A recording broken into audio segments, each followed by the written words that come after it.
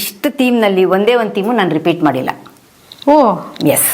Oh that's real. ಎಲ್ರಿಗೂ ಅಲ್ಲಿ ಹೋಗಿ ದರ್ಶನ ಮಾಡೋಕ್ಕಾಗಲ್ಲ. ಒಂದು ಎರಡನೇದೇನು ಅಂದರೆ ಮಧ್ಯದಲ್ಲಿ ಹಬ್ಬಗಳು ಬೇರೆ ಇರುತ್ತೆ. ಆಮೇಲೆ ಅಷ್ಟು ಕ್ಯೂನಲ್ಲಿ ನಿಂತ್ಕೊಂಡು ವಯಸ್ಸಾದವರು ನೋಡಿ, ನಿಮ್ಗೆ ಇಂಥದ್ದು ಸಿಗಲ್ಲ ಅನ್ನೋಂಗಿಲ್ಲ ನೋಡಿ. ಶುಗರ್ ಕೇನ್ ಜ್ಯೂಸಿಂದ ಹಿಡಿದು ಜೋಳದಿಂದ ಹಿಡಿದು ಸ್ವೀಟ್ ಇದೆ ನೋಡಿ. ಇಲ್ಲಿ ಏನಪ್ಪಾ ಯುದ್ಧ ಆಯ್ತು ಅಂದ್ರೆ ನಿನ್ನ ಅಭಿಪ್ರಾಯ ಏನು, ಎಷ್ಟು ದಿನದಲ್ಲಿ ಈ ಯುದ್ಧ ಮುಗಿಯುತ್ತೆ ಅಂದ್ರೆ ಅವ್ನು ಹೇಳ್ತಾನಂತೆ 1 ನಿಮಿಷ ಅಂತ. ದುರ್ಗೆ ಪಾಲಿಸೆ ಮಾತೆ. ಸೊ ಈ ಸಲದ ಫಸ್ಟ್ ಕಾನ್ಸೆಪ್ಟ್ಸ್ ಏನು ಅಂತ ಹೇಳ್ತೀನಿ.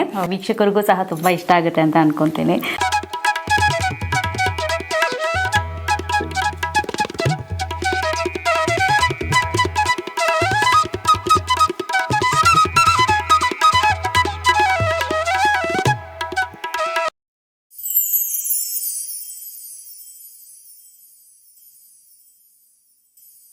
ನಮಸ್ತೆ ವೀಕ್ಷಕರೇ, ವಿಶ್ವಪ್ರಿಯ ಯೂಟ್ಯೂಬ್ ಚಾನಲ್ಗೆ ನಿಮ್ಮೆಲ್ಲರಿಗೂ ಸ್ವಾಗತ. ಇವತ್ತಿನಿಂದ ನಿಮ್ಮೆಲ್ಲರಿಗೂ ತಿಳಿದಿರುವ ಹಾಗೆ ನವರಾತ್ರಿ ಹಬ್ಬ ಶುರುವಾಗಿದೆ. ನವರಾತ್ರಿ ಅಂದಿದ ತಕ್ಷಣ ದೇವಿಯ ಆರಾಧನೆ ಜೊತೆಯಲ್ಲಿ ಬೊಂಬೆಗಳ ಹಬ್ಬನೂ ಸಹ ಅಲ್ವಾ. ಸೊ ಹಾಗಾಗಿ ಇವತ್ತು ನಾವು ಜಯಶ್ರೀ ಮೇಡಮ್ ಅವರ ಮನೆಯಲ್ಲಿದ್ದೀವಿ. ನೀವು ಸುತ್ತಲೂ ನೋಡ್ತಾ ಇರಬಹುದು ಎಷ್ಟು ಅದ್ಭುತವಾಗಿ ಬೊಂಬೆಗಳನ್ನು ಕೂರಿಸಿದ್ದಾರೆ ಅಂತ. ಬನ್ನಿ ಇವರಿಂದ ಕೇಳಿ ತಿಳಿಯೋಣ, ಯಾವಾಗಿಂದ ಕೂರಿಸ್ತಾ ಇದ್ದಾರೆ, ಹಾಗೆ ಇಲ್ಲಿ ಕೂರಿಸಿರುವಂತಹ ಬೊಂಬೆಗಳಲ್ಲಿ ಏನೇನು ವಿಶೇಷತೆಗಳಿದೆ ಎಲ್ಲವನ್ನು ಅವರನ್ನು ಕೇಳಿ ತಿಳಿಯೋಣ. ಬನ್ನಿ. ನಮಸ್ತೆ ಮೇಡಮ್. ನಮಸ್ಕಾರ. ಕಾರ್ಯಕ್ರಮಕ್ಕೆ ಸ್ವಾಗತ.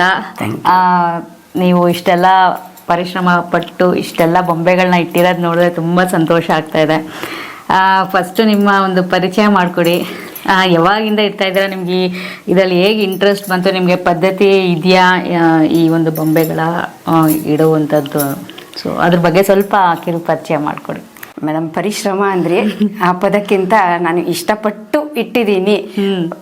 ಇಷ್ಟ ಇರೋದ್ರಿಂದ ಪರಿಶ್ರಮ ನನಗೆ ಆ ಥರ ಅನ್ನಿಸ್ಲಿಲ್ಲ. ಖುಷಿ ಆಯಿತು. 4 ಜನ ನೋಡಿ ಅವರು ಸಂತೋಷ ಪಟ್ಟರೆ ನನಗೂ ಖುಷಿ ಅಂತ ಅಂದ್ಕೊಂಡಿದ್ದೀನಿ. ನನ್ನ ಹೆಸರು ಜಯಶ್ರೀ ಶಂಕರ್ ಅಂತ. ಸೊ ನಾನು ಆಲ್ಮೋಸ್ಟ್ ವಿದ್ಯಾರಣ್ಯಪುರಕ್ಕೆ ಬಂದು ಹತ್ತತ್ರ 18 years ಅಂತೂ ಆಯಿತು. 20 years ಆಯಿತು. ಇದಕ್ಕೆ ಮುಂಚೆ ವೈಲಿಕಾವಲಲ್ಲಿದ್ದೆ. ನನ್ನ ಮಗಳು ಚಿಕ್ಕವಳಿದ್ದಾಗ ಶುರು ಮಾಡಿಕೊಂಡ್ಲು, ನಾವು ಗೊಂಬೆ ಇಡಬೇಕು ಅಂತ. ಈಗ ಅವಳಿಗೆ 30 years ಆಯಿತು ನನ್ನ ಮಗಳಿಗೆ. ಚಿಕ್ಕದಾಗಿ ಒಂದು ದಿವಾನ್ ಮೇಲೆ ಇಡಕ್ಕೆ ಸ್ಟಾರ್ಟ್ ಮಾಡಿತ್ತು. ಆಮೇಲಿಂದ ಹಾಗೆ ಅದು ಇಂಟ್ರೆಸ್ಟು ಜಾಸ್ತಿ ಆಯ್ತಾ ಹೋಯ್ತು. ಹೊಸದು ಏನಾದರೂ ಮಾಡಬೇಕು. ಹೇಗಿದ್ರು ಮನೆಗೆ ಜನ ನೋಡಕ್ ಬರ್ತಾರಲ್ಲ, ಒಂದು ಮೆಸೇಜು ಕೊಡಬೇಕು, ಒಂದು ಇಂಟ್ರೆಸ್ಟಿಂಗ್ ಆಗಿ ಮಾಡಬೇಕು. ಬರೀ ಆಕರ್ಷಣೆ ಜೊತೆಗೆ ಒಂದು ಕಲಿಕೆನೂ ಇದ್ರೆ ಚೆನ್ನಾಗಿರುತ್ತೆ. 4 ಜನಕ್ಕೆ ಒಂದು ಉಪಯೋಗ ಆಗಲಿ. ಯಾಕಂದ್ರೆ ನಾನು ಸೋಷಿಯಲ್ ಸರ್ವಿಸ್ ಮಾಡ್ತೀನಿ madam. I am mental health counsellor ಇವಾಗ. ಸೊ ಹೀಗಾಗಿ ಒಂದು ಮೆಸೇಜ್ ಇರಬೇಕು, ಇದು ಬರಲಿ ಅಂತ ಹೇಳಿ ಆ ರೀತಿಯಾಗಿ ಕೆಲವು ಕಾಂಬಿನೇಷನ್ ಆಫ್ ಥೀಮ್ಸ್ ನ ಮಾಡ್ಕೊಂಡು ಬರ್ತಾ ಇದ್ದೀನಿ. 30 ವರ್ಷದಿಂದ ಇಟ್ಕೊಂಡು ಬರ್ತಾ ಇದ್ದೀರಾ ಗೊಂಬೆ? ಮಾಡ್ಕೊಂಡು ಬರ್ತಾ ಇದ್ದೀನಿ. ಸೊ ಈಗ ಯಾವ ಥೀಮ್ಸ್ ಇಟ್ಟಿದ್ದೀರಾ ಅಂತ ಎಕ್ಸ್ಪ್ಲೈನ್ ಮಾಡಿ ಮೇಡಮ್. ಜನರಲ್ ಆಗಿ ನಾನು ಥೀಮ್ಸ್ ಸೆಲೆಕ್ಟ್ ಮಾಡುವಾಗ ಹೇಗೆ ಮಾಡ್ತೀನಿ ಅಂದ್ರೆ ಸ್ವಲ್ಪ ನಂದು ಡಿಫ್ರೆಂಟು. ಒಂದು ದೇಶದ ಬಗ್ಗೆ ಒಂದು ಒಳ್ಳೆ ಭಾವನೆ ಬರಬೇಕು. ಪೇಟ್ರಿಯಾಟಿಸಮ್ ಆಗಲಿ, ಇದಾಗಲಿ, ಆ ಥರ, ಅಥವಾ ಪರಿಸರದ ಬಗ್ಗೆ ಏನಾದರೂ ಆಗಲಿ, ನಮ್ಮ ಇದ್ರ ಬಗ್ಗೆ, ನಮ್ಮತನದ ಬಗ್ಗೆ, ನಮ್ಮ ದೇಶದ ಬಗ್ಗೆ ಏನಾದರೂ ಒಂದು ಹೇಳಬೇಕು. ಮಕ್ಕಳಿಗಾಗ್ಲಿ ದೊಡ್ಡವ್ರಿಗಾಗ್ಲಿ ತಿಳಿಸಿ ಒಂದು ರೀತಿ ಜ್ಞಾಪಿಸ್ಬೇಕು ಅನ್ನೋದು ಒಂದು ಥೀಮ್ ಆಗುತ್ತೆ. ಯಾವುದಾದ್ರೂ ಒಂದು ಚೆನ್ನಾಗಿರೋ ಜಾಗ, ಜನ ನೋಡಿಲ್ದೇ ಇರೋ, ಕೆಲವ್ರು ನೋಡಿರ್ಬೋದು, ಇಲ್ಲ ಅಂತಲ್ಲ, ನೋಡಿಲ್ದೇ ಇರೋ ಅಂತ ಜಾಗ ಮಾಡ್ಬೇಕು.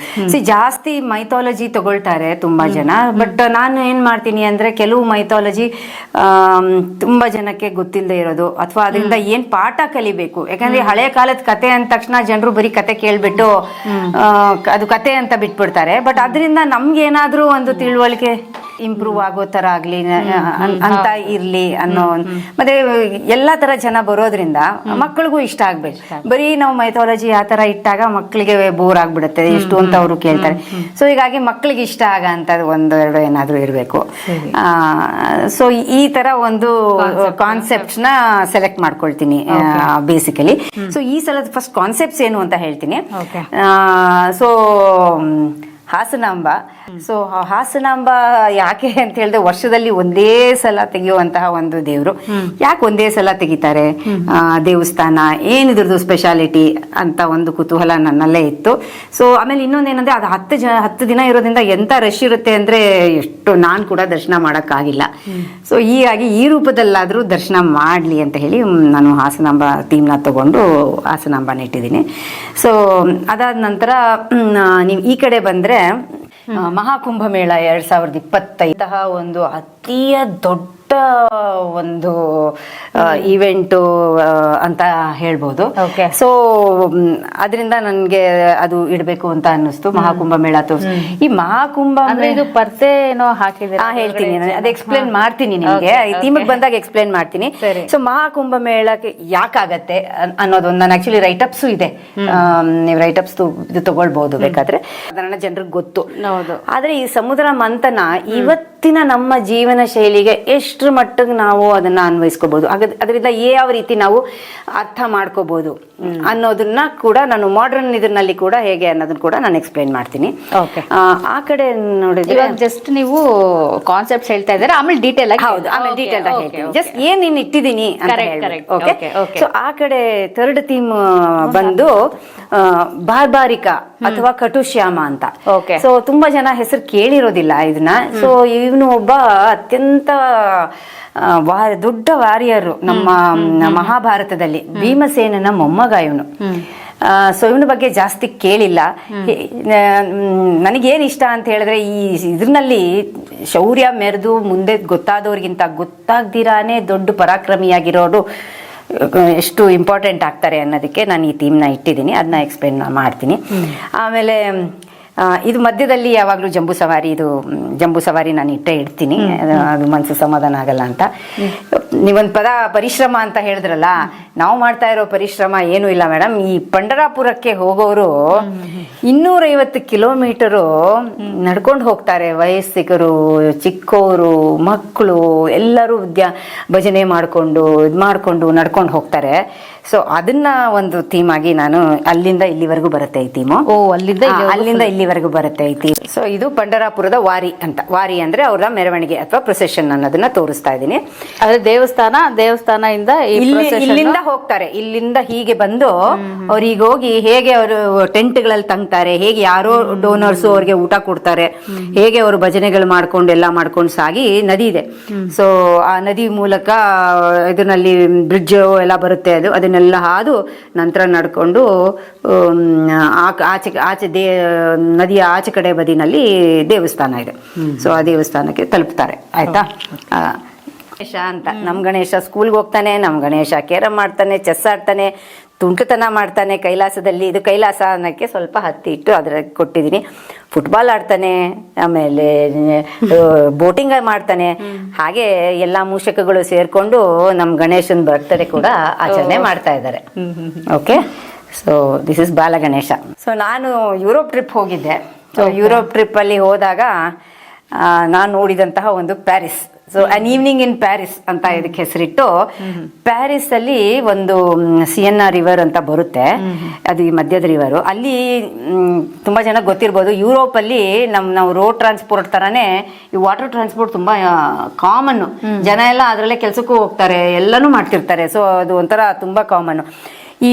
ಈ ಸ್ಟೀಮರ್ಗಳು ಅಥವಾ ಬೋಟ್ನಲ್ಲಿ ನಾವು ಹೋದ್ರೆ ನಮ್ಗೆ ಇಡೀ ಪ್ಯಾರಿಸ್ ದರ್ಶನ ಆಗ್ಬಿಡುತ್ತೆ. ಆ ಕಡೆ ಈ ಕಡೆ ಎಲ್ಲ 2 ಟೈಮ್ ಇರುತ್ತೆ. ಆ 2 ಟೈಮ್ನಲ್ಲಿ ನಿಮ್ಗೆ ಐಫಲ್ ಟವರ್ ಈ ತರ ಕಾಣಿಸುತ್ತೆ, ಈ ತರ ಲೈಟ್ ಹಾಕಿರೋಂಗೆ ಕಾಣಿಸುತ್ತೆ.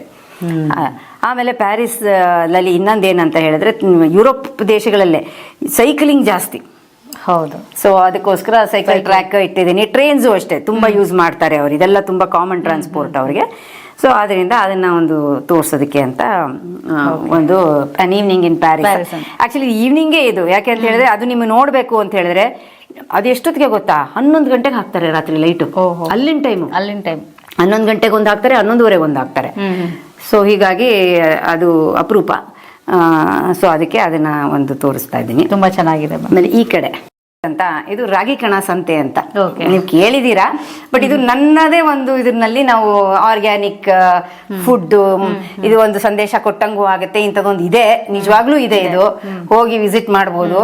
ಸೊ ಅಲ್ಲಿ ಎಲ್ಲಾ ರೀತಿಯ ತಿಂಡಿ ತಿನಿಸುಗಳು ಸಿಕ್ಕತ್ತೆ, ಎಲ್ಲ ಕಂಪ್ಲೀಟ್ಲಿ ಆರ್ಗ್ಯಾನಿಕ್ ಸಿಕ್ಕತ್ತೆ. ಇಲ್ಲಿ ಲೋಕಲ್ ತರಕಾರಿಗಳು, ಇದು ಪ್ರತಿಯೊಂದು ಮಕ್ಕಳಿಗೆ ಆಟ ಆಡೋದು. ಸೊ ಈ ಥರ ಇದು ರಾಗಿ ಕಣ ಸಂತೆ ಅಂತ ಇಲ್ಲಿಂದ ಇಲ್ಲಿ ತನಕ ಇಟ್ಟಿದ್ದೀನಿ. ಈ ಲಾಸ್ಟಲ್ಲಿ ಒಂದು ಚಿಕ್ಕದಾಗಿ ನನ್ನ ಮೊಮ್ಮಕ್ಕಳಿಗೋಸ್ಕರ ಮಂಕಿ ಪಾರ್ಟಿ ಅಂತ ಲಾಸ್ಟಲ್ಲಿ ಒಂದು ಮಂಕಿ ಪಾರ್ಟಿ ಇಟ್ಟಿದ್ದೀನಿ. ಅದು ನನ್ನ ಮೊಮ್ಮಕ್ಕಳಿಗೋಸ್ಕರ, ಅವ್ರಿಗೆ ಇದು ಮಾಡಲಿಕ್ಕೆ ಗೊತ್ತಾಗಬೇಕಲ್ಲ, ಅದಕ್ಕೆ ಅಂತ.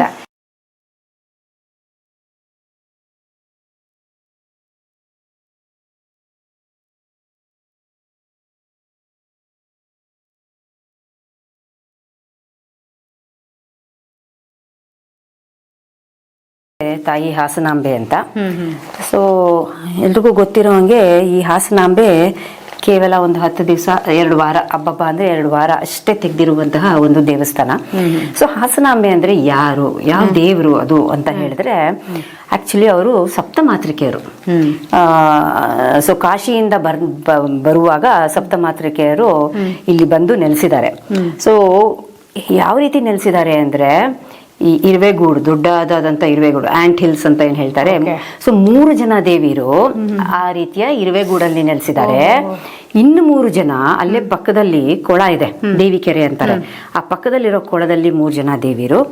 ಆಮೇಲೆ ಇನ್ನೊಬ್ರು 40 ಕಿಲೋಮೀಟರ್ ದೂರದಲ್ಲಿ ಕೆಂಚಾಂಬಿಕೆ ಅನ್ನೋ ಹೆಸರಿನಲ್ಲಿ ನೆಲೆಸಿದ್ದಾರೆ. ಹಾಸನಾಂಬೆನ ಆರಾಧಿಸೋ ಟೈಮ್ನಲ್ಲಿ 8 ಜನನು ಒಟ್ಟಿಗೆ ಆವಾಹನೆ ಮಾಡ್ತಾರೆ. ಅಲ್ಲಿರೋ ಸಪ್ತ ದೇವತೆಗಳನ್ನು ಆವಾಹನೆ ಮಾಡ್ತಾರೆ. ಸೊ ಯಾತಕ್ಕೆ ಇವಳಿಗೆ ವರ್ಷಕ್ಕೆ ಒಂದೇ ಸಲ ಪೂಜೆ, ಯಾಕೆ ಇಡೀ ವರ್ಷ ತೆಗಿಯಲ್ಲ ಅಂತ ಹೇಳಿದ್ರೆ 2 ಕಾರಣ. ಒಂದೇನಪ್ಪಾ ಅಂತ ಹೇಳಿದ್ರೆ, ಈ ದೇವಿಯರು ನವರಾತ್ರಿನಲ್ಲಿ, ದೇವಿಯರೆಲ್ಲ ಹೆಚ್ಚು ಕಮ್ಮಿ ಸ್ವರೂಪಗಳು ಬೇರೆ ಬೇರೆ ಅಲ್ವಾ. ಸೊ ನವರಾತ್ರಿನಲ್ಲಿ 9 ಅವತಾರಗಳು ಅಥವಾ 9 ಫಾರಮ್ಸ್ ನ ತಗೊಂಡು, ಅದಾದ ನಂತರ ಲಾಸ್ಟ್ ಅಲ್ಲಿ ಅತ್ಯಂತ ಉಗ್ರರೂಪನಾಗಿ ಚಾಮುಂಡಿಯಾಗಿ ರಾಕ್ಷಸ ಸಂಹಾರನ ಮಾಡಿ, ಅದಾದ ನಂತರ ಸ್ವಲ್ಪ ತಣ್ಣಗಾಗಿ, ಅದಾಗಿ ನೆಕ್ಸ್ಟ್ ಗುರುವಾರಕ್ಕೆ ಇಲ್ಲಿ ಬಂದು ಹಾಸನಾಂಬೆಯ ರೂಪದಲ್ಲಿ ಅವರು ನೆಲೆಸ್ತಾರೆ. ಈ ಹಾಸನಾಂಬಕ್ಕೆ 15 ದಿನಕ್ಕಿಂತ ಜಾಸ್ತಿ, 9 ದಿನಕ್ಕಿಂತ ಕಡಿಮೆ ಪೂಜೆ ಇಲ್ಲ. ಯಾಕೆ ಅಂತ ಹೇಳಿದ್ರೆ, ಅದಾದ ಇಮಿಡಿಯೇಟ್ ಆಗಿ ಇಲ್ಲಿ ಕೆಂಚಾಂಬಿಕಾ ಜಾತ್ರೆ ಆಗುತ್ತೆ. ಸೊ ಅವ್ರು ಅಲ್ಲಿಗೆ ಹೋಗ್ತಾರೆ. ಆಮೇಲೆ ಇನ್ನೊಂದು ಏನಕ್ಕೆ ಇವರಿಗೆ ಪೂಜೆ ಅಂದ್ರೆ, ಇದ್ರ ಪೂಜಾ ವಿಧಿ ವಿಧಾನಗಳಿದಾವಲ್ಲ, ಅದು ಅತ್ಯಂತ ಕಷ್ಟ. ದೇವಿಗೆ ಅಡಿಗೆ ಮಾಡುವಾಗ ಒಂದು ಚೂರು ನಮ್ಮ ವಾಸನೆ ಆಗ್ಲಿ ಇದಾಗ್ಲಿ ಹೋಗ್ಕೂಡ್ದು. ಸೊ ಪೂರ್ತಿ ಮುಖಾನ ಮುಚ್ಕೊಂಡು ಅವ್ರ ಅಡಿಗೆ ಮಾಡೋದು, ವಾಸನೆ ಕೂಡ ಬರೋಂಗಿಲ್ಲ. ಆಮೇಲೆ ಆ ಪೂಜಾರಿಗಳು ಒದ್ದೆ ಬಟ್ಟೆ ಉಟ್ಕೊಂಡು ಬಂದ್ಮೇಲೆ ಅದು ಪೂಜಾ ವಿಧಿ ಮುಗಿಯೋವರೆಗೂ ಅವ್ರು ಅದು ಒದ್ದೆ ಆಗೇ ಇರಬೇಕು. ಈಗಲೂ ಅಲ್ಲಿ ಇದೇ ತರ ಮಾಡ್ತಾರೆ. ಸೊ ಅತ್ಯಂತ ಕಷ್ಟವಾಗಿರೋದ್ರಿಂದ ಅಷ್ಟು ಮಡಿ ಪಾಲಿಸ್ಬೇಕು, ಇಷ್ಟು ಜನರು ಬರ್ತಾರೆ ದರ್ಶನಕ್ಕೆ. ಸೊ ಅದು ಪಾಲಿಸಕ್ಕೆ ಸಾಧ್ಯ ಇರಲ್ಲ. ಆಮೇಲೆ ತಕ್ಷಣ ಅದು ಕೆಂಚಾಂಬಿಕಾ ಜಾತ್ರೆನೂ ಆಗೋಗುತ್ತೆ. ಮತ್ತೆ ನವರಾತ್ರಿನಲ್ಲಿ ಈ ನವರಾತ್ರಿ ದೇವರುಗಳನ್ನ ಆರಾಧಿಸ್ತೀವಿ. ಸೊ ಈ ಮಧ್ಯದಲ್ಲಿರೋ ಒಂದು ವಿಂಡೋದಲ್ಲಿ ಮಾತ್ರ ಈ ಹಾಸನಾಂಬೆ ಬಂದು ದೀಪಾವಳಿಯಾಗಿ, ಬಲಿಪಾಡ್ಯಮಿಯಾಗಿ ಮಾರನೇ ದಿನ ದೇವಸ್ಥಾನನ ಮುಚ್ಚಿಬಿಡ್ತಾರೆ. ಸ್ಪೆಷಾಲಿಟಿ ಎಲ್ರಿಗೂ ಗೊತ್ತೇ ಇದೆ. ಇಟ್ಟಿರುವಂತ ಅಕ್ಕಿ, ಅನ್ನ ಕೆಡೋದಿಲ್ಲ. ಹಾಗೆ ದೀಪ ಹೆಂಗಿಟ್ಟಿರ್ತಾರೋ ಹಾಗೆ ಅದು ಆರೋದಿಲ್ಲ. ಅಂದ್ರೆ 1 ವರ್ಷದವರೆಗೂ ಆರಲ್ಲ, ಒಂದು ವರ್ಷದವರೆಗೂ. ಅಂದ್ರೆ ನೈವೇದ್ಯ ಇಟ್ಟಿರೋದು 1 ವರ್ಷದವರೆಗೂ ಹಾಗೆ ಇರುತ್ತೆ. 2 ಬ್ಯಾಗ್ ಅಕ್ಕಿ ಇಟ್ಟಿರ್ತಾರಂತೆ ನೈವೇದ್ಯಕ್ಕೆ. ಸೊ ಆಮೇಲೆ ಒಂದು ದೀಪ ಹಚ್ಚಿ ಇಟ್ಟಿರ್ತಾರೆ. ಯಾವುದೂ ಕೂಡ ಅದು ಅನ್ನ ಈಗ ಮಾಡ್ದಂಗೆ ಬಿಸಿ, ಸ್ವಲ್ಪ ಬೆಚ್ಚಗಿರುತ್ತಂತೆ ಅನ್ನ, ಏನೋ ಹಳಸೋದಂಗೆ ಅದೆಲ್ಲ ಆಗಿರಲ್ಲ 1 ವರ್ಷ ಆದ್ರೂ ಕೂಡ. ಸೊ ಇವಾಗ ನೀವು ಅದೇ ತೋರಿಸಿರೋದು ಅಲ್ಲಿ ಯಾರು ಎಲ್ಲಿ ನೆಲೆಸಿದ್ದಾರೆ ನೋಡ್ಸಿದೀನಿ. ಜನ ಹೇಗೆ ಕ್ಯೂನಲ್ಲಿ ಹೋಗ್ತಾರೆ, ಪೊಲೀಸ್ ಕಂಟ್ರೋಲ್ ಮಾಡ್ತಾ ಇದ್ದಾರೆ, ಪೊಲೀಸ್ ಅವ್ರು ಕ್ಯೂನಲ್ಲಿ ಇರ್ತಾರೆ ಅಂತ ಸಪ್ತಮಾತೃಕೆಯರನ್ನ ತೋರಿಸಿದ್ದೀನಿ ನಾನು ಇದರಲ್ಲಿ. ಅದು ಅವರ ರೂಪ. ಆಂಟ್ ಹಿಲ್ ಅಥವಾ ಒಂದು ಏನಾಗುತ್ತೆ, ಇದನ್ನ ವಯಲೇಷನ್ ಆದ್ರೆ, ಅಂದ್ರೆ ಇವರು ಸರಿಯಾಗಿ ಮಡಿ ಪಾಲಿಸ್ತಿದ್ರೆ ಸುತ್ತಲೂ ಇರುವೆಗಳು ಇದ್ಬಿಡ್ತಾವಂತೆ. ಎಷ್ಟು ಇರುವೆಗಳು ಅಂದ್ರೆ ಸಹಸ್ರಾರು ಲಕ್ಷಾಂತರ ಸಂಖ್ಯೆಯಲ್ಲಿ ಇರುವೆಗಳು. ಅಂದ್ರೆ ಅದು ನಮ್ಗೆ ಸೂಚನೆ ಏನೋ ಒಂದು ಸರಿಯಾಗಿ ಪಾಲಿಸಿಲ್ಲ, ಆಚರಣೆಗಳಾಗಲಿ ರಿಚುವಲ್ಸ್ ಸರಿಯಾಗಿ ಪಾಲಿಸಿಲ್ಲ ಅಂತ ಹೇಳ್ಬಿಟ್ಟು. ಅದರಿಂದ ಆ ದೇವಿನ ನೋಡೋದಕ್ಕೆ ತುಂಬಾ ಜನಕ್ಕೆ ಹೋಗಕ್ಕಾಗಲ್ಲ, ಅಷ್ಟು ಕ್ಯೂ. ಸೊ ಈ ದೇವಿ ಕೇವಲ ಅಷ್ಟೇ ಒಂದು 10 ದಿನ 12 ದಿನ ಇರೋದ್ರಿಂದ ಎಲ್ರಿಗೂ ಅಲ್ಲಿ ಹೋಗಿ ದರ್ಶನ ಮಾಡೋಕ್ಕಾಗಲ್ಲ. ಒಂದು ಎರಡನೇದೇನು ಅಂದರೆ ಮಧ್ಯದಲ್ಲಿ ಹಬ್ಬಗಳು ಬೇರೆ ಇರುತ್ತೆ. ಆಮೇಲೆ ಅಷ್ಟು ಕ್ಯೂನಲ್ಲಿ ನಿಂತ್ಕೊಂಡು ವಯಸ್ಸಾದವರು ಮಕ್ಕಳುಗಳು ಎಲ್ಲ ನಿಂತ್ಕೊಂಡು ಗಂಟೆಗಟ್ಟಲೆ ನಿಂತ್ಕೊಂಡು ಕ್ಯೂನಲ್ಲಿ ಆಗಲ್ಲ. ಅದರಿಂದ ಏನೋ ಈ ರೂಪದಲ್ಲಾದರೂ ಎಲ್ಲರೂ ತಾಯಿಯ ದರ್ಶನ ಮಾಡ್ಕೊಳ್ಳಿ ಅಂತ ಒಂದು ಭಾವನೆಯಿಂದ ನಾನು ಹಾಸನಾಂಬೆನ ಇಟ್ಟಿದ್ದೀನಿ. ವೀಕ್ಷಕರೇ, ಮೇಡಮ್ ಅವರು ಹೇಳ್ದ ಹಾಗೆ ಹಾಸನಾಂಬೆಯ ದರ್ಶನ ತುಂಬ ಅದ್ಭುತವಾಗಿ ಆಗಿದೆ. ನಮಗಂತೂ ತುಂಬ ಖುಷಿಯಾಗಿದೆ. ಸಾಕ್ಷಾತ್ ದೇವನ್ನೇ ಅಲ್ಲಿ ಹೋಗಿ ನೋಡೋಕ್ಕಿಂತ ಇಲ್ಲೇ ನಮಗೆ ದರ್ಶನ ಆಗಿದೆ ಅನ್ನೋ ಒಂದು ಭಾಸ ತುಂಬ ಅದ್ಭುತವಾಗಿದೆ. ಧನ್ಯವಾದ ಮೇಡಮ್, ತುಂಬ ಅದ್ಭುತವಾಗಿ ಎಕ್ಸ್ಪ್ಲೇನ್ ಮಾಡಿದ್ದೀರಾ. ವೀಕ್ಷಕರಿಗೂ ಸಹ ತುಂಬ ಇಷ್ಟ ಆಗುತ್ತೆ ಅಂತ ಅನ್ಕೊತೀನಿ. ನೆಕ್ಸ್ಟ್ ಥೀಮ್ಗೆ ಹೋಗೋಣ ಬನ್ನಿ. ಮಹಾಕುಂಭ ಮೇಳ. ಸೊ ಎಲ್ರಿಗೂ ಗೊತ್ತು, ಮಹಾಕುಂಭ ಮೇಳದಲ್ಲಿ ನಿಜವಾಗ್ಲೂ ಅಕ್ಕದಿಂದ ಹಿಡಿದು ಪಕ್ಕದ ಮನೆಯವರೆಗೂ ಹೋಗದೆ ಇರೋರೇ ಇಲ್ಲ. ನನ್ನನ್ನು ಬಿಟ್ಟು ಅಂತ ಬೇಜಾರಾಗ್ತಾ ಇದೆ ನನಗೆ. ಏನ್ ಮಾಡೋದು? ಹೌದು, ಈ ಸರಿ ಅಂತೂ ಎಷ್ಟು ಫ್ಲೈಟ್ ಟಿಕೆಟ್ಸ್ ಎಲ್ಲ ಸೇರಿ ನಿಜವಾಗ್ಲು ಅಂತ ಹೋಗಿದ್ದಾರೆ ಸರಿ ಎಲ್ಲ. ಸೊ ಆ ಮೇಲ್ಗಡೆ ಇರೋ ಪೋರ್ಷನ್ ನಾನು ಒಂದು ಟ್ಯಾಬ್ಲೋ ಮಾದರಿ ಇದು ರಿಪಬ್ಲಿಕ್ ಡೇ ಪರೇಡ್ ದಿನ ಅವ್ರು ಇದೇ ರೀತಿ ಡಿಸ್ಪ್ಲೇ ಮಾಡಿದ್ರು ಟ್ಯಾಬ್ಲೋ. ಸೊ ನಾನು ಅದನ್ನೇ ಹಾಗೆ ಅವ್ರು ಹೇಗೆ ಮಾಡಿದ್ರು ಅದೇ ರೀತಿ ಮಾಡಿದ್ದೀನಿ. ಇದ್ರದ ಹಿಂದಿನ ಕಥೆನೇ ಎಲ್ರಿಗೂ ಗೊತ್ತಿದೆ ಅಂತ ಅನ್ಕೊಂಡಿದೀನಿ. ಸೊ ಸಮುದ್ರ ಮಂಥನದ ಕಾಲದಲ್ಲಿ ಸಮುದ್ರನ ಮಂಥನ ಮಾಡುವಾಗ ದೇವತೆಗಳು ಮತ್ತೆ ರಾಕ್ಷಸರು ಇಬ್ರು ಸೇರ್ಕೊಂಡು ಅದನ್ನ ಕ್ಷೀರಸಾಗರನ ಕಡಿತಾ ಇದ್ರು. ಸೊ ಅದು ಕಡಿಯುವಾಗ ಹಲ ಬಂದು ಫಸ್ಟ್ ಬಂದಿದ್ದೆ ಹಲ ಶಿವ ಅದನ್ನ ಗಂಟ್ಲಲ್ಲಿ ಇಟ್ಕೊಂಡ. ಆಮೇಲೆ ಬಂದಿದ್ದು ಲಕ್ಷ್ಮಿ ಬಂತು, ಕಾಮಧೇನು ಬಂತು, ಎಲಿಫೆಂಟ್ಸ್ ಬಂತು, ಇದು ಬಂತು ಅಂತ ಹೇಳಿ ಎಲ್ಲ ಸಾಧಾರಣ ಬಂತು ಅಂತ ಇದೆ. ಕಡೆಯಾಗಿ ಅಮೃತ ಬಂತು. ಸೊ ಅದನ್ನ ತೋರಿಸಿದೀನಿ, ಅಲ್ಲಿ ಅಮೃತನ ಹಿಡ್ಕೊಂಡು ಕೂತಿದ್ದಾಳೆ ಅಂತ ಹೇಳಿ ತೋರಿಸಿದೀನಿ. ಈ ಫ್ರಂಟ್ ಪೋರ್ಷನ್ ಅಲ್ಲಿ ಏನ್ ತೋರಿಸಿದೀನಿ ಅಂತ ಹೇಳಿದ್ರೆ, ಕುಂಭಮೇಳ ಹೇಗಿತ್ತು ಅಲ್ಲಿ ನೀವು ಕೇಳಿದ್ರಿ ಅಲ್ಲ, ಅವರೆಲ್ಲ ಯಾರು ಹಿಂಗೆ ಬಟ್ಟೆ ಬೇಳ ಅಂದ್ರೆ ಅವರೆಲ್ಲ ಮುಳುಗಾಕಿರೋರು, ನೀರಲ್ಲಿ ಮುಳುಗಿರೋರು ಹೆಂಗಿರ್ತಾರೆ. ಯಾಕಂದ್ರೆ ನೀವು ಹಂಗೆ ನಿಲ್ಸಿದ್ರೆ ಏನಾಗುತ್ತೆ, ಅದು ಸುಮ್ಮನೆ ನಿಂತಿದ್ದಾರೇನೋ ನೀರಲ್ಲಿ ಅನ್ಸುತ್ತೆ. ಆಕ್ಚುಲಿ ಹಾಕ್ಬೇಕು. ಎಲ್ಲರೂ ಅಲ್ಲಿ ಹೋದವರೆಲ್ಲ ನೀರಿನಲ್ಲಿ ಮುಳುಗ ಹಾಕ್ಬಿಟ್ಟು ಬಂದಿರೋದು. ಸೊ ಆ ಮುಳುಗನ್ ತೋರ್ಸೋದಕ್ಕೆ ಆಕ್ಚುಲಿ ನಾನು ಆ ಬ್ರಿಡ್ಜ್ ಕೂಡ ಮಾಡಿದೀನಿ. ಅವ್ರು ಹೇಗೆ ಅಲ್ಲಿಂದ ಹೋಗ್ತಾರೆ, ಆಮೇಲೆ ಕೆಲವರು ದೋಣಿಲಿ ಹೋಗ್ತಾರೆ, ಆಮೇಲೆ ಹೇಗೆ ಋಷಿ ಈ ಅಖಾಡಗಳಿಗೆ, ಆಮೇಲೆ ಅವ್ರು ಯಾರು ಋಷಿಗಳಿಗೆ ಅವ್ರಿಗೆ ಎಲ್ಲರಿಗೂ ಸೆಪರೇಟ್ ಆಗಿ ಅವ್ರಿಗೆ ಬೇರೆ ಟೈಮ್ ಕೊಟ್ಟು ಇದು ಕೊಟ್ಟಿದ್ದಾರೆ. ಸೊ ಅದಿಷ್ಟನ್ನು ತೋರಿಸುವಂತ ಒಂದು ಪ್ರಯತ್ನ ಮಾಡಿದ್ದೀನಿ.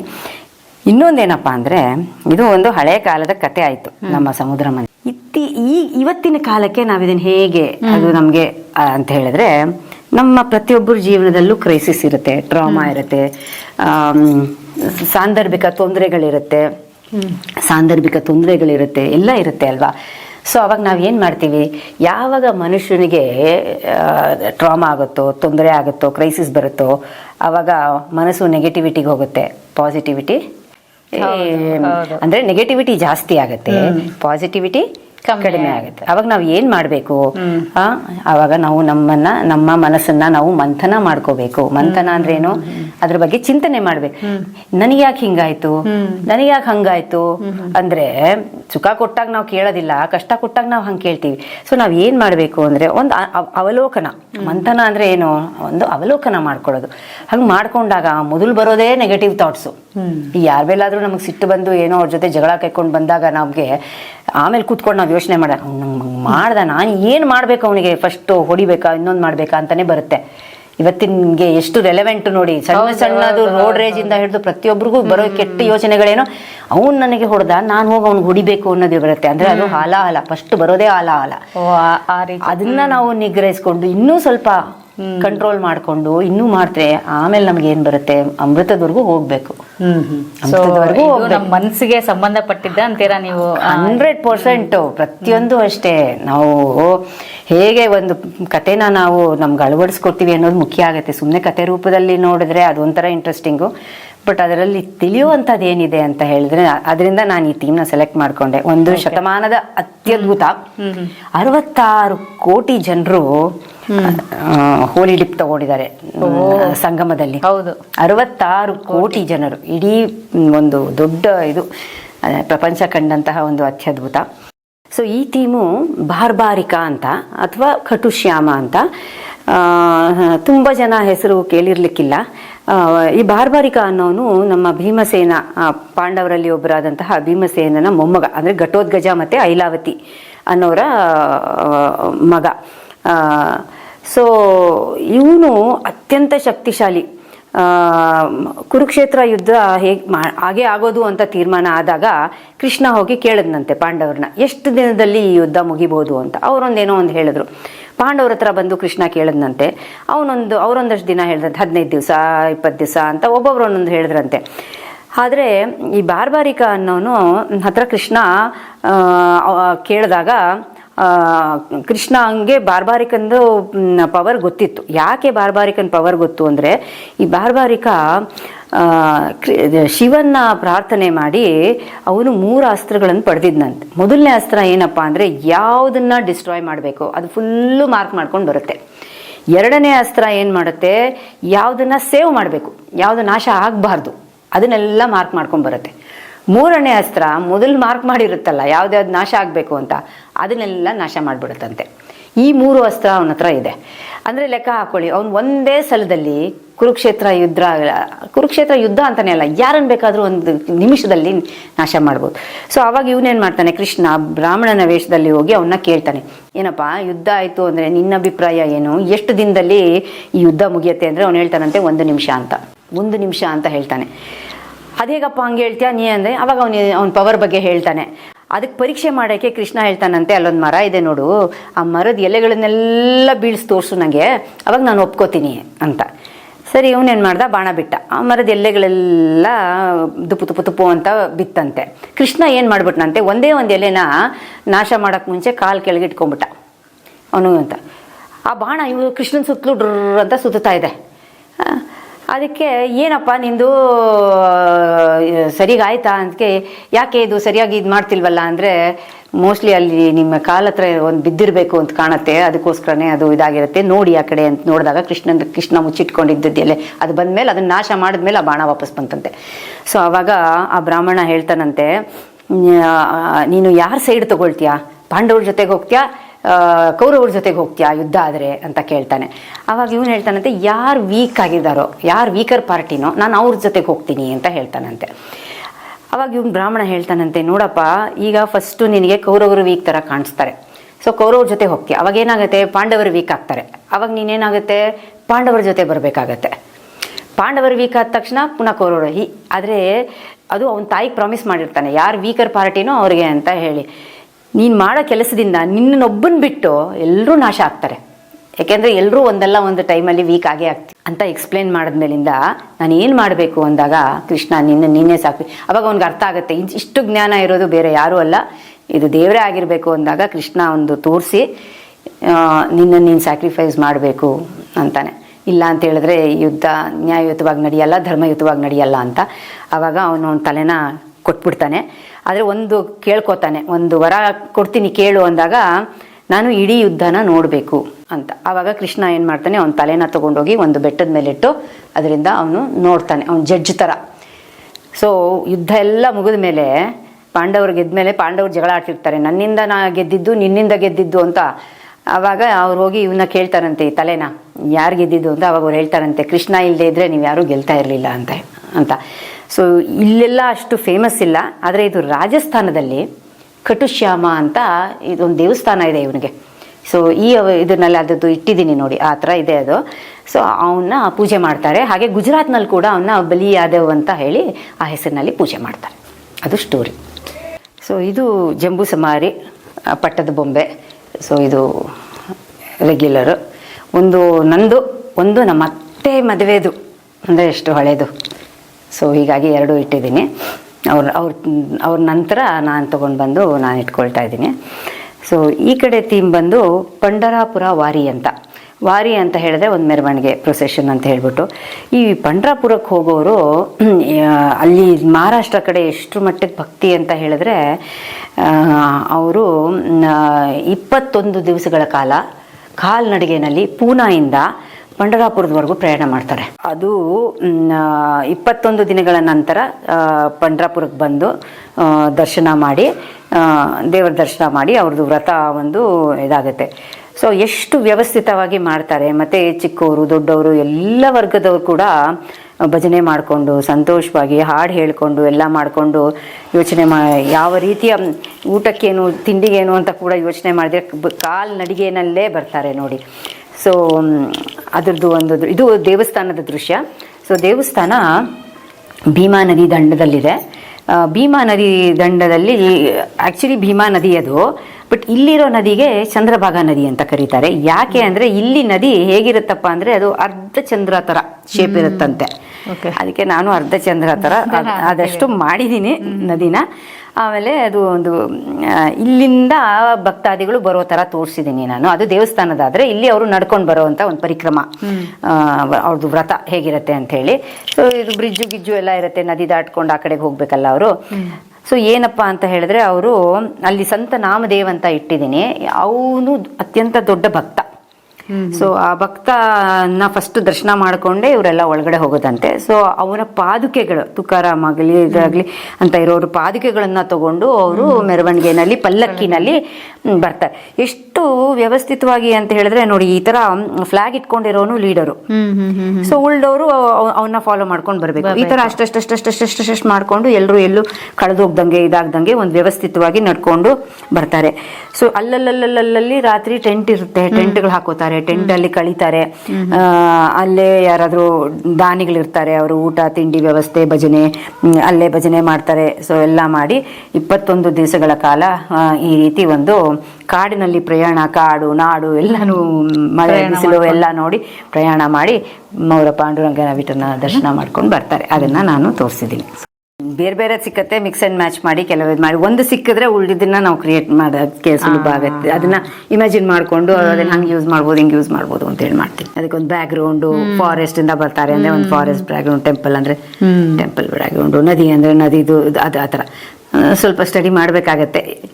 ಹೌದು, ಬ್ರಿಡ್ಜ್ ಎಲ್ಲಿದೆ, ಮುಂದೆ ಇದೆ. ಅಂದ್ರೆ ಎಷ್ಟು ದಿನದ ಹಿಂದೆಯಿಂದ ನೀವು ಪ್ರಿಪೇರ್ ಆಗ್ಬೇಕಾಗುತ್ತೆ. ಒಂದ್ ದಿವಸ ಹಿಂದೆ ಅಂತೂ ಇಡಕ್ಕಾಗಲ್ಲ. ಅದು ನಿಜ. ನಂಗೆ 1 ತಿಂಗಳಾದ್ರೂ ಬೇಕು. ಫಸ್ಟ್ ನಂಗೆ ಕಾನ್ಸೆಪ್ಟ್ ಬೇಕು, ಏನ್ ಇಡಬೇಕು.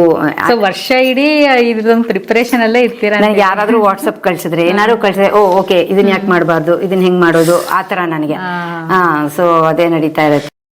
ಇಷ್ಟು ಥೀಮ್ ನಲ್ಲಿ ಒಂದೇ ಒಂದು ಥೀಮು ನಾನು ರಿಪೀಟ್ ಮಾಡಿಲ್ಲ. ಎಸ್, 30 ವರ್ಷದಿಂದ ಒಂದು ಥೀಮು ರಿಪೀಟ್ ಮಾಡಿಲ್ಲ. ಒಂದು ಥೀಮು ರಿಪೀಟ್ ಮಾಡಿಲ್ಲ ನಾನು. ಸೂಪರ್. ಮುಂಚೆ ಇನ್ನೂ ಸ್ವಲ್ಪ ಸಿಂಪಲ್, ಈಗ ಹಾಗೆ ಸ್ವಲ್ಪ ಮೆಚುರಿಟಿ ಬರ್ತಾ. ಸೊ ಇದು ನಾವು ಯುರೋಪ್ ಟ್ರಿಪ್ ಹೋದಾಗ ನಾನು ಕಂಡಂತಹ ಒಂದು ದೃಶ್ಯ. ಈವ್ನಿಂಗ್ ಇನ್ ಪ್ಯಾರಿಸ್ ಅಂತ ಹೆಸರಿಟ್ಟಿದ್ದೀನಿ ಈ ಥೀಮ್ಗೆ. ಸೊ ಅಲ್ಲಿ cruise famous, boat rides, boat not exactly boat, cruise ಅಂತಾನೆ ಕರೀತಾರೆ ಅವ್ರದನ್ನ. ಸೊ ಆ ಕ್ರೂಸ್ ತುಂಬ ಫೇಮಸ್ಸು. ಆ ಕ್ರೂಸಲ್ಲಿ ಹೋದರೆ ಎಷ್ಟು ಬ್ರಿಡ್ಜ್ಗಳಿದ್ದಾವೆ ಅಂದರೆ, CNR ರಿವರ್ ಅಂತ ಎಷ್ಟು ಬ್ರಿಡ್ಜ್ಗಳಿದ್ದಾವೆ ಅಂದರೆ ಇದೇ ಥರ ಲೈಟಿಂಗ್ ಎಲ್ಲ ಹಾಕಿರ್ತಾರೆ. ಸೊ ಅದರಲ್ಲಿ ಹೋದರೆ ನೀವು 2 ಸೈಡಲ್ಲೂ ಇಡೀ ಫ್ರಾನ್ಸ್ ಅಥವಾ ಪ್ಯಾರಿಸ್ದಲ್ಲಿ ಯಾವ್ಯಾವ ಇಂಪಾರ್ಟೆಂಟ್ ಬಿಲ್ಡಿಂಗ್ಗಳಿದೆ ಎಲ್ಲ ನೋಡ್ಬಿಡ್ಬೋದು ನೀವು. ಇನ್ಫ್ಯಾಕ್ಟ್ ಕೆಲವರು ಊಟ ಕೂಡ ಅದರಲ್ಲೇ ಕೊಡ್ತಾರೆ, ಊಟ ಕೂಡ ಅದರಲ್ಲೇ ಮಾಡ್ಬಿಡ್ಬೋದು. ಆಮೇಲೆ ರಾತ್ರಿ ಚೆನ್ನಾಗಿ ಕತ್ಲೆ ಆದ್ಮೇಲೆ ಏನ್ ಗೊತ್ತಾ, 8 ಗಂಟೆ ಆದ್ರೂ ಯುರೋಪಲ್ಲಿ ಕತ್ಲೆ ಆಗಲ್ಲ. 8 ಆದ್ರೂ ಆಗಲ್ಲ, ಕೆಲವು ಸಲ 9 ಆದ್ರೂ ಆಗಲ್ಲ. ಆಮೇಲೆ ಅದರಿಂದ 11 ಗಂಟೆಗೆ ಈ ಐಫಲ್ ಟವರ್ ಇದೆ ಅಲ್ಲ, ಅದು ತುಂಬಾ ದೂರದಿಂದ ಕಾಣಿಸುತ್ತೆ ಐಫಲ್ ಟವರ್. ಅವಾಗ ಲೈಟ್ ಹಾಕ್ತಾರೆ, 5 ನಿಮಿಷನೋ ಹಾಕ್ತಾರೆ, ಪಳ ಅನ್ನತ್ತೆ, ಆಫ್ ಆಗುತ್ತೆ. ಪುನಃ ಅದ್ ಬಿಟ್ಟು 2 ರೌಂಡ್ ಹಾಕ್ತಾರೆ. ಸೊ ಅದನ್ನ ಹಂಗೆ ತೋರ್ಸೋಣ.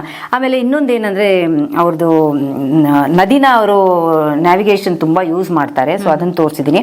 ಮತ್ತೆ ಸೈಕಲ್ ತುಂಬಾ ಉಪಯೋಗಿಸ್ತಾರೆ ಯುರೋಪಿಯನ್ಸ್. ಅಲ್ಲಿ ಕೆಲವು ಕಡೆ ಅಂತೂ ಮನುಷ್ಯರಿಗಿಂತ ಸೈಕಲ್ ಜಾಸ್ತಿ ಇರತ್ತೆ. ಸೊ ಅದನ್ನ ತೋರಿಸಿದೀನಿ. ಮತ್ತೆ ಬಸ್ಗಳೆಲ್ಲ ಡಬಲ್ ಡೆಕರ್ ಬಸ್. ಇನ್ ಕೆಲವ್ರು ಏನ್ ಮಾಡ್ತಾರೆ, ಈ ತರ ಕಾಲ್ಗೆ ಅದೇನೋ ಒಂಥರ ಸ್ಕೇಟ್ಸ್ ತರ ಹೆಸರೇನೋ ನನ್ಗೆ ಅಷ್ಟು ಮರ್ತೋಯ್ತು ಸಡನ್. ಅದನ್ನ ಹಾಕೊಂಡು ಅದರಲ್ಲಿ ಆಫೀಸ್ಗೆ ಹೋಗ್ತಾರೆ. ಆಫೀಸ್ಗೆಲ್ಲ ಅವ್ರು ಇದ್ರ ಹಿಂಗೆ ಖಂಡಿತ ಆಫೀಸ್ಗೂ ಹಿಂಗೆ ಹೋಗ್ತಾರೆ, ಎಲ್ಲದಲ್ಲೂ ಹಿಂಗೆ ಹೋಗ್ತಾರೆ ಅವರು. ಟ್ರೈನು ಅಷ್ಟೇ ಸಾಕಷ್ಟು ಯೂಸ್ ಮಾಡ್ತಾರೆ. ಸೊ ಸುಮ್ಮನೆ ಒಂದು ಪ್ಯಾರಿಸ್ ಒಂದು ಸಣ್ಣ ದೃಶ್ಯ ತೋರ್ಸೋಣ ಅಂತ ಹೇಳಿ ಒಂದು ಪ್ಯಾರಿಸ್ ತೋರಿಸಿದ್ದೀನಿ. ಚೆನ್ನಾಗಿದೆ ಸರ್. ಇದು ಮಕ್ಕಳಿಗೋಸ್ಕರ ಒಂದು ಚಿಕ್ಕ ಥೀಮ್ ಮಾಡಿದ್ದೀನಿ, ಬಾಲಗಣೇಶ ಅಂತ. ಸೊ ಇದು ನಮ್ಮ ಬಾಲಗಣೇಶ ಕೈಲಾಸದಲ್ಲಿ ಇದ್ದಾನೆ. ಕೈಲಾಸದಲ್ಲಿ ಇದ್ಕೊಂಡೆ ಶಾಲೆಗೆ ಹೋಗ್ತಾನೆ, ಆಟ ಆಡ್ತಾನೆ, ಎಲ್ಲ ಮಾಡ್ತಾನೆ. ಎಲ್ಲ ನೋಡಿ, ಅಲ್ಲಿ ಶಾಲೆಗೆ ಹೋಗ್ತಾ ಇರೋ ಗಣೇಶನ್ ನೋಡಿ, ಗಣೇಶ ಗೋಸ್ ಟು ಸ್ಕೂಲ್ ಅಂತ. ಆಮೇಲೆ ಇಲ್ಲಿ ಅವನು ಕೇರಮ್ ಮಾಡ್ತಾ ಇದ್ದಾನೆ. ಆಮೇಲೆ ಎಲ್ಲರ ಜೊತೆ ಸೇರ್ಕೊಂಡು ಚೆಸ್ ಆಡ್ತಿದ್ದಾನೆ. ಇಲ್ಲಿ ಮಧ್ಯದಲ್ಲಿ ನೋಡಿ ತುಂಟ ಗಣೇಶ, ಏನ್ ಸಿಕ್ಕಿದ್ರೆ ಅದ್ರ ಮೇಲೆ ಹತ್ತು ಕೂತ್ಕೊಂಡ್ಬಿಡ್ತಾನೆ ಅಂತ. ಇಲ್ಲಿ ನಮ್ಮ ಮೂಷಕಗಳೆಲ್ಲ ಸೇರ್ಕೊಂಡು ಒಂದು ಕೇಕ್ ಇಟ್ಕೊಂಡು ನಮ್ಮ ಗಣೇಶನ್ ಬರ್ತಡೇ ಮಾಡ್ತಾ ಇದ್ದಾರೆ. ಹಾಗೆ ಅವನು ಬೋಟಲ್ಲಿ ಹೋಗ್ತಾ ಇದ್ದಾನೆ, ಸೊ ಫುಟ್ಬಾಲ್ ಆಡ್ತಾ ಇದ್ದಾನೆ. ಇದು ನಮ್ಮ ಪುಟ್ಟ ಬಾಲ ಗಣೇಶದೊಂದು ಸ್ಮಾಲ್ ಥೀಮ್ ಚೆನ್ನಾಗಿದೆ.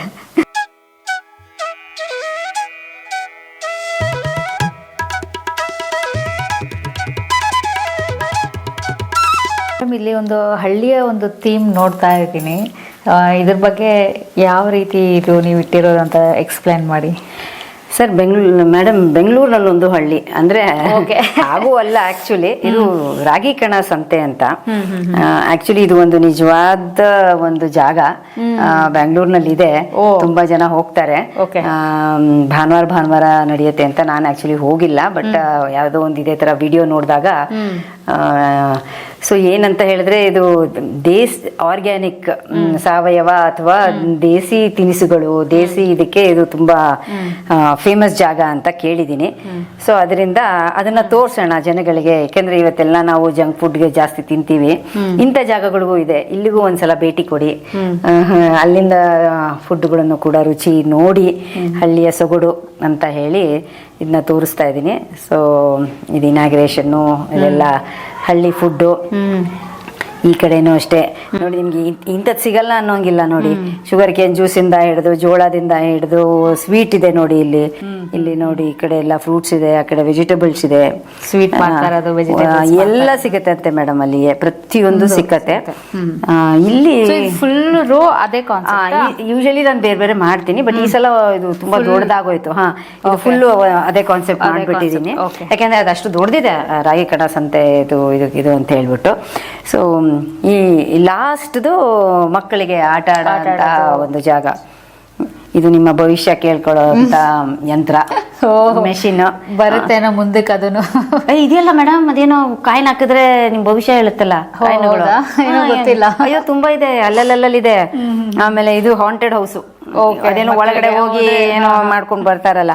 ಸೊ ಆವಾಡಿಗ ಇದಾನೆ. ಈ ತರ ರೈಡ್ಸ್ ಇದೆ, bullock cart ride, horse ride, ಈ ತರ ಮಕ್ಕಳಿಗೆ ಆಡಕ್ಕೆ ನೋಡಿ. ಈ ತರ ಜೋಕಾಲಿನಲ್ಲಿ ಕೂತ್ಬೇಕಾದ್ರು ನೀವು ಕೂತ್ಕೋಬಹುದು ನೋಡಿ. ಈ ತರ ಕ್ಯಾನಲ್ಲಿ ಹಾಲು ತಗೊಂಡ್ಬಂದು ನಿಮ್ಗೆ ಅಲ್ಲಿ ಟೀ ಮಾಡಿ ಕೊಡ್ತಾರೆ.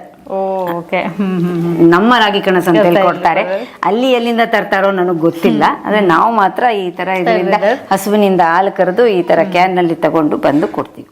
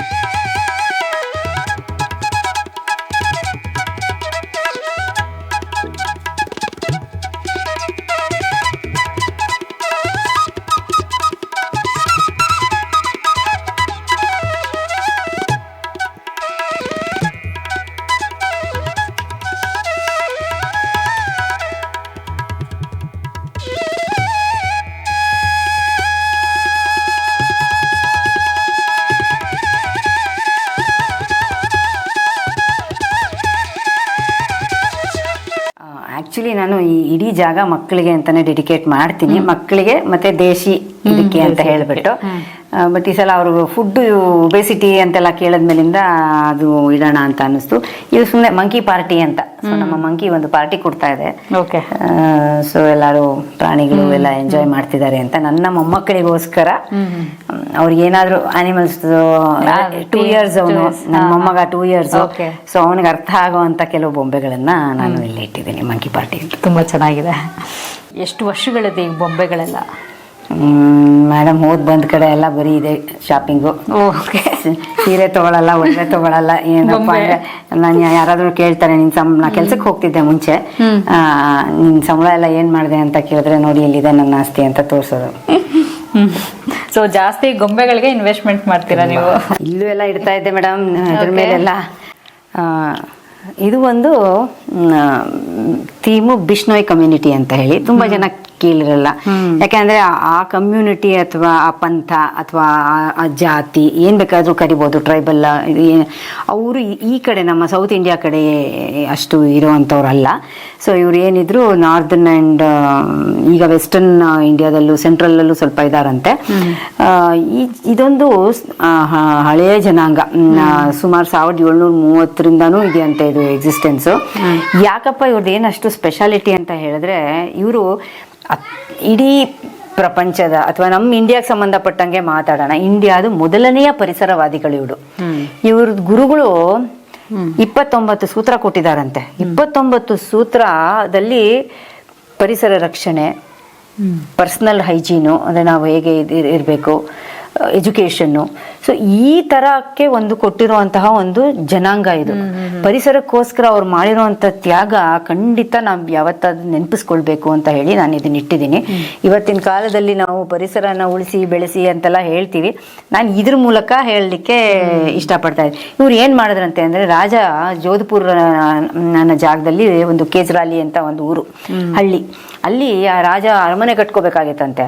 ಆ ಅರಮನೆ ಕಟ್ಕೊಳ್ಳೋಕೋಸ್ಕರ ಈ ಮರುಭೂಮಿನಲ್ಲಿ ಬೆಳೆದಿರುತ್ತೆ ಕೇಜ್ರಿ ಟ್ರೀ ಅಂತ, ಅದನ್ನ 300 ಟ್ರೀನೋ ಅದೆಷ್ಟೋ ಟ್ರೀನ ಕತ್ತರಿಸ್ಕೊಂಬನ್ನಿ ಅಂತ ಸೈನಿಕರನ್ನ ಕಳ್ಸದ್ನಂತೆ. ಅವ್ರನ್ನ ಕಳ್ಸದ್ನಂತೆ ರಾಜ. ಅವರೆಲ್ಲ ಹೋದ್ರು. ಒಬ್ಬ ಹೆಂಗಸಿಗೆ ನೋಡಿ ಅಂತ ಅವಳ ಹೆಸರು ಅಮೃತಾದೇವಿ ಅಂತ. ಅಮೃತಾದೇವಿ ಅನ್ನೋಳು ಫಸ್ಟ್ ನೋಡ್ಬಿಟ್ಟು ಅವಳು ಹೋಗಿ ಮರನ ತಬ್ಕೊಂಡ್ಬಿಟ್ಲು. ನಾನು ಬಿಡೋದಿಲ್ಲ ಕತ್ತರಿಸೋದಕ್ಕೆ, ಯಾಕೆಂದ್ರೆ ಮರುಭೂಮಿನಲ್ಲಿ ಗಿಡ ಬೆಳೆಯೋದೇ ಕಷ್ಟ ಅಂತದ್ದು, ಬೆಳೆದಿರೋ ಮರನ ಕದಿಯೋದು ಅಂದ್ರೆ ಏನು ಅಂತ ಹೇಳ್ಬಿಟ್ಟು ಅವಳು ಮಾಡಿದ್ ನೋಡಿ ಅವಳ ಮನೆಯವರೆಲ್ಲ ಬಂದು ಮರನ ತಬ್ಕೊಂಡ್ಬಿಟ್ರು. ಅದಾದ ನಂತರ ಅವ್ರ ಅಕ್ಕಪಕ್ಕದ ಮನೆಯವರು, ಅವ್ರ ಊರವರು, ಜನಾಂಗದವರು ಎಲ್ಲರೂ ಬಂದು ಮರನ ತಬ್ಕೊಂಡ್ಬಿಟ್ರು, ನಾವು ಬಿಡೋದಿಲ್ಲ ಅಂತ. ಆದ್ರೆ ಈ ಸೋಲ್ಜರ್ಸ್ ಇದಾರಲ್ಲ, ಅವ್ರು ಕೇಳೇ ಮಾಡ್ಲಿಲ್ಲ, ಏನೂ ಮಾಡ್ಲಿಲ್ಲ. 363 ಜನದ ಮಾರಣ ಹೋಮ ಆಗೋಯ್ತು. ಅಷ್ಟು ಜನ. ಈ ಸುದ್ದಿ ರಾಜನ ಗೊತ್ತಾದ್ಮೇಲೆ ರಾಜ ನಿಲ್ಲಿಸ್ತಾ, ಆದ್ರೆ ಹೋದ ಪ್ರಾಣ ಯಾವತ್ತೂ ವಾಪಸ್ ಬರೋದು. ಅಂದ್ರೆ ಎಷ್ಟು ಅವರ ಪರಿಸರ ಪ್ರೇಮ ಅವ್ರದ್ದಿದೆ ಅಂತ ಹೇಳಿದ್ರೆ, ಅವ್ರ ಪ್ರಾಣನ ಪಣಕ್ಕೆ ಕೊಟ್ಟು ಅವರು ಒಂದು ಪರಿಸರನ ಸಾಕಿದ್ದಾರೆ. ಅಂಥವ್ರನ್ನ ನಾವು ನೆನೆಸ್ಕೋಬೇಕು. ಆದಷ್ಟು ನಾವು ಆ ರೀತಿ ನಮ್ಮ ಪ್ರಾಣ ಕೊಡಿ ಅದು ಅಂತ ಅಲ್ಲ, ನಮ್ಮ ಪ್ರಾಣ ಉಳಿಸೋದಕ್ಕೋಸ್ಕರ ಮರ ಬೆಳೆಸಿ ಅಂತ ನಾನು ಹೇಳ್ತಾ ಇದ್ದೀನಿ. ಅವ್ರ ಪ್ರಾಣ ತೆತ್ತು ಕೊಟ್ಟಿರುವಂತಹ ಮರಗಳು ನಾವು ನಮ್ಮ ಪ್ರಾಣ ವಾಯುಗೆ ಬರಲಿ ಅದಕ್ಕೋಸ್ಕರ ಮರ ಉಳಿಸಿ ಅಂತ. ಸೊ ಸಾಲು ಮರದ ತಿಮ್ಮಕ್ಕ ಇತ್ತೀಚಿನ ದಿನದಲ್ಲಿ ನೆನಿಬೇಕು ಅಂತ ಹೇಳಿದ್ರೆ, ಅವಳು ಸಾವಿರಾರು ಮರಗಳು, ಲಕ್ಷಾಂತರ ಮರಗಳನ್ನ ಅವಳು ಹಾಕಿದ್ದಾಳೆ. ಸೊ ಅವಳನ್ನ ನೆನೆಸ್ತಾ ಅವಳೊಬ್ಳು ಜ್ಞಾಪಕ ಬರ್ತಾಳೆ, ಈ ತರ ಪರಿಸರ ಮರ ಅಂತ ಹೇಳಿದ್ರೆ. ಅದರಿಂದ ನಮ್ಮ ಎಲ್ರಿಗೂ ಒಂದು ಸಂದೇಶ ಆಗಲಿ, ನಮ್ಮ ಕೈಯಲ್ಲಿ ಎಷ್ಟಾಗುತ್ತೋ ಅಷ್ಟು ನಾವು ಪರಿಸರನ ಮರಗಳನ್ನ ಉಳಿಸೋಣ, ಬೆಳೆಸೋಣ ಅಂತ ಹೇಳಿ ಈ ಥೀಮ್ ಮಾಡಿದ್ವಿ. ತುಂಬಾ ಚೆನ್ನಾಗಿದೆ. ಪ್ರತಿ ವರ್ಷನೂ ಒಂದು ಸೆಲಿಬ್ರೇಷನ್, ಯಾಕಂದ್ರೆ ನವರಾತ್ರಿ ಅಂದ್ರೆ ನಮ್ಗೆ ಅದು ಸೆಲಿಬ್ರೇಷನ್ ಅಲ್ವಾ. ಸೊ ಅದರಿಂದ ಕೆಲವು ಸಲ ದಾಂಡಿಯಾ ಅಂತ ಮಾಡ್ತೀನಿ, ಇನ್ನೇನೋ ಮಾಡ್ತೀನಿ. ಈ ಸಲ ಓಣಂ ಸೆಲಿಬ್ರೇಷನ್ ಮಾಡೋಣ. ರೀಸೆಂಟ್ ಆಗಿ ಬಂದಿತ್ತು ಓಣಮ್, ಅವಾಗ ಅನ್ಕೊಂಡೆ ಓಣಂ ಸೆಲಿಬ್ರೇಷನ್ ಮಾಡೋಣ ಅಂತ ಹೇಳಿ. ಸೊ ಓಣಂ ಅಂತ ಹೇಳಿದ್ರೆ ಒಂದು ಪೂಕಲಂ ಅಥವಾ ಹೂವಿಂದ ರಂಗೋಲಿ. ರಂಗೋಲಿ ತುಂಬಾ ಚೆನ್ನಾಗಿ ತೋರಿಸಿದೀರಾ. ಹೂವಿನ ರಂಗೋಲಿ ಸುತ್ತಲೂ ಜನ ಎಲ್ಲ ಡ್ಯಾನ್ಸ್ ಮಾಡ್ತಾ ಇದಾರೆ. ಇನ್ನೊಂದೇನಂದ್ರೆ ಈ ಹಲಸಿನಕಾಯಿ, ಬಾಳೆಕಾಯಿ ತುಂಬಾ ಫೇಮಸ್, ಅದರಿಂದ ಅವರಿಬ್ಬರನ್ನು ಅಲ್ಲಿ ಇಟ್ಟಿದ್ದೀನಿ. ಸೊ ಇವರೆಲ್ಲ ಎಂಜಾಯ್ ಮಾಡ್ತಾ ಇದ್ದಾರೆ, ಮಕ್ಕಳಿಂದ ಹಿಡಿದು ಮರಿ. ಆಮೇಲೆ ಅಲ್ಲಿ ಬೋಟು ಎಲ್ಲ ತುಂಬಾ ಇದಲ್ವಾ, ಅದರಿಂದ ಬೋಟನ್ನ ತೋರಿಸಿ ಅದನ್ನು ಪೂಜೆ ಮಾಡ್ತಿದ್ದಾರೆ ಅಂತ. ಇನ್ನೊಂದು ಓಣಂದು ಸ್ಪೆಷಾಲಿಟಿ ಏನು ಅಂದ್ರೆ ಸಾಧ್ಯ ಅಥವಾ ಅವ್ರದ್ದು ಊಟ, ಅದು ತುಂಬಾ ಸ್ಪೆಷಲ್ ಮೀಲ್ಸ್ ಇರುತ್ತೆ ಅದು. ಸೊ ಅದು ಕೂಡ ತೋರಿಸಿದ್ದೀನಿ. ಒಂಥರ ಈ ಓಣಂ ಅನ್ನೋದು ಕೇರಳದಲ್ಲಿ ಎಲ್ಲರಿಗೂ, ರೈತರಿಗೆ, ಗೃಹಸ್ಥರಿಗೆ, ಎಲ್ಲರಿಗೂ, ಮಕ್ಕಳಿಗೆ, ದೊಡ್ಡವರಿಗೆ ಎಲ್ಲರಿಗೂ ಒಂದು ರೀತಿ ಎಂಜಾಯ್ ಮಾಡುವಂತಹ ಒಂದು ಹಬ್ಬ. ಸೊ ಆ ಎಂಜಾಯ್ಮೆಂಟು ನಮ್ಮ ನವರಾತ್ರಿನಲ್ಲೂ ಕಾಣಿಸ್ಲಿ ಅಂತ ಹೇಳಿ ನಾನು ಈ ತರ ತೋರಿಸಿದೆ.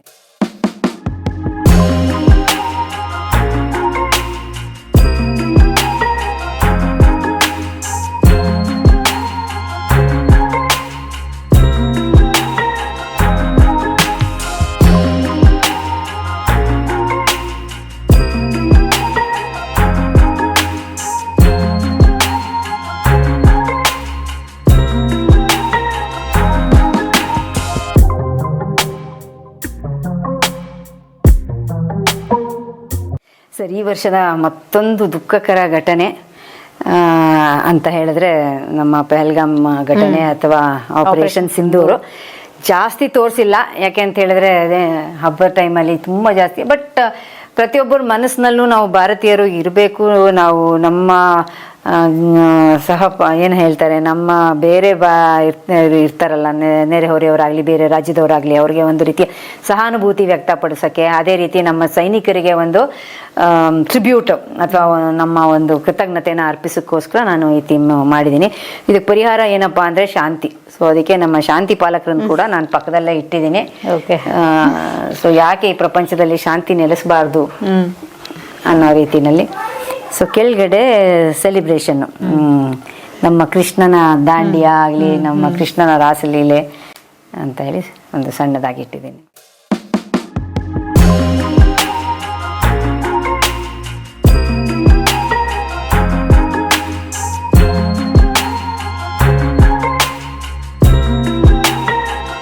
ದುರ್ಗಾದೇವಿಯ ಭಕ್ತೆ. ಓಕೆ. ಸೊ ನಮ್ಮ ಕಾಳಿಕಾ ಪರಮೇಶ್ವರಿ ದುರ್ಗಾ ದೇವಸ್ಥಾನ ಇದೆಯಲ್ಲ ವಿತರಣೆಪುರದಲ್ಲಿ, ಸೊ ಅದು ಭಕ್ತೆ. ಹೀಗಾಗಿ ನನಗೆ ದುರ್ಗಾದೇವಿ ಸ್ಪೆಷಲ್ಲು. ಸೊ ಪ್ರತಿ ಸಲನೂ ಅವಳಿಗೊಂದು ಸ್ಪೆಷಲ್ ಆಸನ ಕೊಟ್ಟು ಒಂದು ಸ್ಪೆಷಲ್ ಆಗಿ ಪ್ರತಿ ವರ್ಷ ದುರ್ಗಾದೇವಿ ಇದ್ದೇ ಇರುತ್ತೆ ಅಂತೀರಾ? ದುರ್ಗಾದೇವಿನ ಇಡ್ತೀನಿ, ಬಟ್ ಬೇರೆ ಬೇರೆ ರೀತಿನಲ್ಲಿ ಅಲಂಕಾರ. ಅಂದ್ರೆ ಈ ಸಲ ನವದುರ್ಗಿಯರ್ನ ಇಲ್ಲಿಟ್ಟಿಲ್ಲ, ನವದುರ್ಗಿಯರು ಅಲ್ಲಿದ್ದಾರೆ. ಈ ಸಲ ಅಷ್ಟಲಕ್ಷ್ಮಿಯರ್ನ ಎಲ್ಲಾರನ್ನೂ ಎಲ್ಲ ದೇವಿಗಳನ್ನು ಇಟ್ಟಿದ್ದೀನಿ. ಸರಸ್ವತಿ ಇದ್ದಾಳೆ, ಲಕ್ಷ್ಮಿ ಇದ್ದಾರೆ, ಅಷ್ಟಲಕ್ಷ್ಮಿನ ಇದ್ದಾರೆ. ಸೊ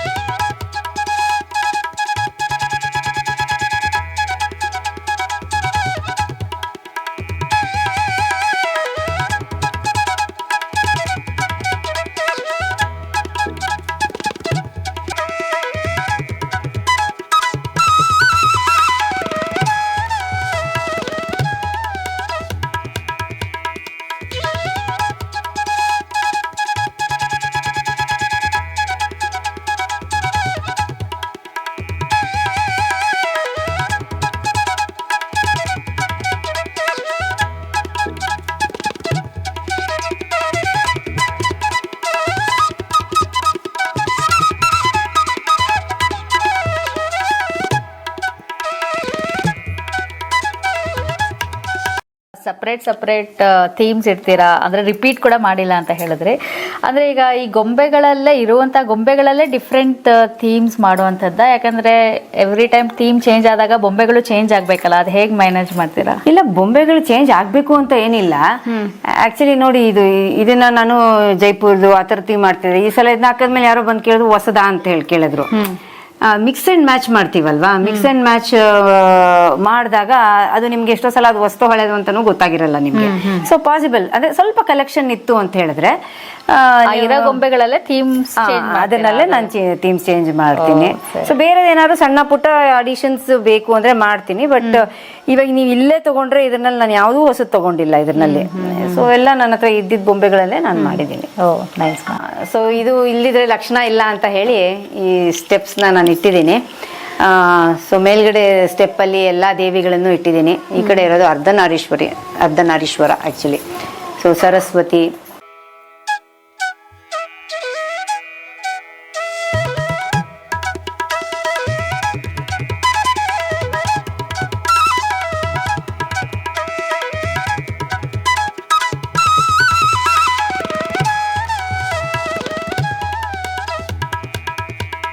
ಸ್ಟೋರಿ ಎಲ್ಲ ಮಾಡಲಿಕ್ಕೆ ಜಾಗ ಇಲ್ಲ. ಸೊ ಹೀಗಾಗಿ ಜಸ್ಟ್ ಸಿಂಬಾಲಿಕ್ ಆಗಿ ವಿಷ್ಣುದು ಇಟ್ಟಿದ್ದೀನಿ. ಅದ್ರ ನೆಕ್ಸ್ಟ್ ಬಂತು ಅಂದರೆ ಶಿವನ್ಗೆ ಸಂಬಂಧಪಟ್ಟಂಗೆ, ಶಿವ ಆ ಕಡೆ ಸುಬ್ರಹ್ಮಣ್ಯ, ಅದು ಶಿವನ ಪರಿವಾರ, ಶಿವ ಧ್ಯಾನ ಭಂಗಿಲಿರೋದು, ಹಾಗೆ ನವದುರ್ಗಿಯರು ಇವರೆಲ್ಲ. ಸೊ ಇದು ಶಿವನಿಗೆ ಸಂಬಂಧಪಟ್ಟಂಗೆ. ಅದ್ರ ಕೆಳಗಡೆ ಬಂದರೆ ಕೃಷ್ಣಂಗೆ ಸಂಬಂಧಪಟ್ಟಂಗೆ. ಕೃಷ್ಣಂದು ನನ್ನ ಮೊಮ್ಮಗನಿಗೆ ತುಂಬ ಇಷ್ಟ, ಈ ಕತೆಗಳೆಲ್ಲ ಅವನಿಗೆ ಗೊತ್ತು, 2 ವರ್ಷ ಅವನಿಗೆ. ಸೊ ಹೀಗಾಗಿ ಅವನಿಗೆ ಯಾವ್ದು ಇಷ್ಟ ಆಗುತ್ತೋ ಅದನ್ನು ಇಟ್ಟಿದ್ದೀನಿ. ಉಳಿದಿದ್ದು ಇಟ್ಟಿಲ್ಲ, ಯಾಕಂದರೆ ಜಾಗ ಇಲ್ಲ, ಅದರಿಂದ ಇಟ್ಟಿಲ್ಲ.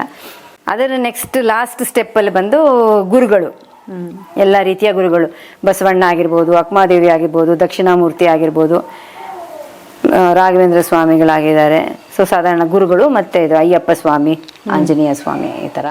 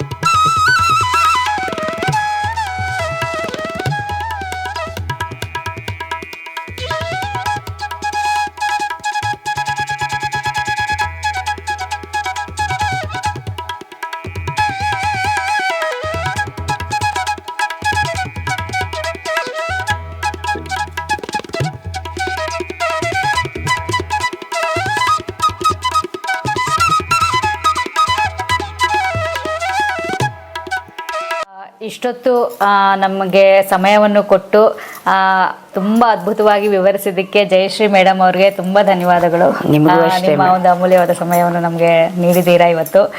ಹಾಗೆ ತುಂಬ ಆನಂದ ಆಯಿತು ನಿಮ್ಮ ಬೊಂಬೆಗಳ ಒಂದು ಥೀಮ್ ಕೇಳ್ತಾ ಇದ್ದಾಗ, ತುಂಬ ಚೆನ್ನಾಗಿತ್ತು. ಹಾಗೆ ನೀವು ಹಾಡು ಕೂಡ ಹಾಡ್ತೀರಾ ಅಂತ ಹೇಳಿದ್ರಿ.